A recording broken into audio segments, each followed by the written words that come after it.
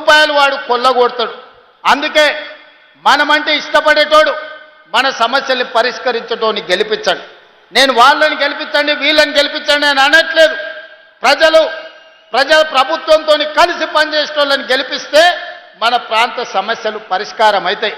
తొందరలోనే మున్సిపల్ ఎన్నికలు జరుగుతున్నాయని టీవీలలో పేపర్లలో వస్తుంది. మున్సిపల్ ఎన్నికలు వచ్చినప్పుడు మంచోన్ని గెలిపించుకోండి, మనోన్ని గెలిపించుకోండి, మంచిగా మీ సమస్యల్ని పరిష్కరించేటోని గెలిపించుకోండి. అప్పుడే మీ ప్రాంతాలకు అభివృద్ధి జరుగుతుంది. ఇవాళ నేను ముఖ్యమంత్రి ఈడికి వచ్చిన అంటే బీజేపీ ఎమ్మెల్యేలైనా వాళ్ళు వచ్చి అడిగినారు కాబట్టి ఇవాళ మంజూరు చేస్తానని నేను చెప్పిన. వాళ్ళు ఈ సభకు రాకుండా ఈ సభలో అడగకుండా మీ సమస్యలు ప్రస్తావించకపోతే మీకు అన్యాయం జరిగి ఉండేది కదా. నా సూచన ఒక్కటే, ఎన్నికలప్పుడే రాజకీయాలు చేద్దాం, ఎన్నికల తర్వాత అభివృద్ధిలో కలిసి నడుద్దాం. ఇవాళ మహేశ్వర్ రెడ్డి గారైనా వెడమ బొజ్జు గారైనా రామారావు పటేల్ గారైనా ఈ వేదిక మీద ఉన్న ఎమ్మెల్యేలు ఎమ్మెల్సీలు ఏవైతే విషయాలను నా దృష్టికి తీసుకొచ్చిండ్రో వాటన్నిటిని కూడా మా ఇన్ఛార్జ్ మంత్రి గారికి సూచన చేస్తున్నా. మీరు ఫిబ్రవరి మొదటి వారంలో మీరు సుదర్శన్ రెడ్డి గారు వచ్చి కూర్చొని ఒక రోజంతా ప్రజాప్రతినిధులతోని రెండవ రోజు అధికారులతోని సమీక్ష చేసి రేపటి బడ్జెట్ సమావేశాలకు ఆదిలాబాద్ కోసం ప్రత్యేకమైన నివేదిక తయారు చేయండి.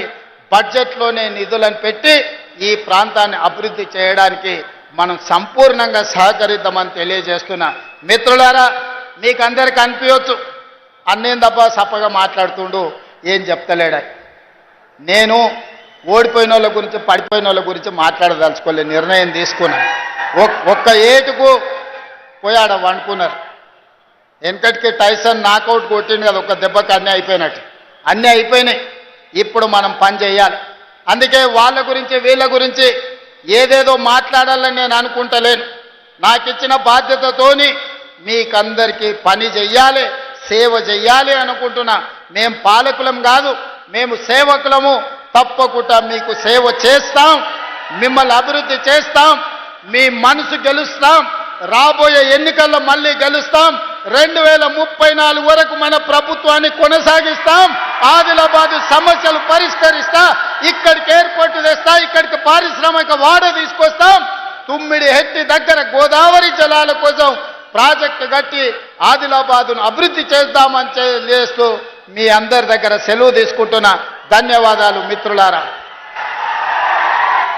ప్రజల మనిషి, ప్రజా సమస్యలను తెలుసుకొని తక్షణమే వాటి పరిష్కార దిశగా అడుగులు వేస్తున్న కార్యదక్షులు, తెలంగాణ రాష్ట్ర అభివృద్ధి పథంలో ముందుకు తీసుకుపోతున్న గౌరవ ముఖ్యమంత్రి గారి దిశానిర్దేశంతో ఈ జిల్లా మరింత అభివృద్ధిని సాధిస్తుందని ఆశిస్తూ వారి ఆత్మీయ సందేశానికి ప్రత్యేక ధన్యవాదాలు తెలియజేస్తూ ఇప్పుడు వారి నిర్మల్ ఫెస్టివల్కి సంబంధించిన లోగో ఆవిష్కరిస్తున్నారు. చారిత్రక సాంస్కృతిక ప్రాశస్త్యాన్ని చాటి చెప్పేలా నిర్మల్ ఉత్సవాల్ని నిర్వహించబోతున్నాం. ఆ ఉత్సవాలకు సంబంధించిన లోగోను అలాగే పోస్టర్ని గౌరవ ముఖ్యమంత్రి గారు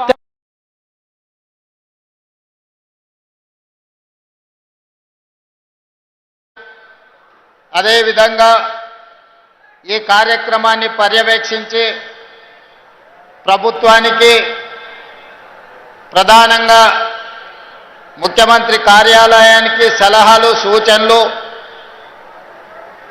పరిపాలనలో ప్రభుత్వానికి చేదోడుగా వాదోడుగా ఉన్న సలహాదారులు మాజీ మంత్రివర్యులు పెద్దలు సుదర్శన్ రెడ్డి గారు, అదేవిధంగా స్థానిక పార్లమెంట్ సభ్యులు నగేష్ గారు, శాసనసభ్యులు వెడమ బొజ్జు గారు, రామారావు పటేల్ గారు, శాసన మండలి సభ్యులు దండే విఠల్ గారు, శాసన మండలి సభ్యులు అంజిరెడ్డి గారు, అదేవిధంగా వేదికను అలంకరించిన రాష్ట్ర కేంద్ర మాజీ మంత్రివర్యులు, శాసన మండలి సభ్యులు, శాసనసభ్యులు, వివిధ కార్పొరేషన్లకు సంబంధించిన చైర్మన్లు, ప్రజాప్రతినిధులు, ప్రాణ సమానులైన నిర్మల్ జిల్లా శ్రేణులందరికీ మనస్ఫూర్తిగా హృదయపూర్వకంగా ధన్యవాదాలు, అభినందనలు తెలియజేస్తున్నా.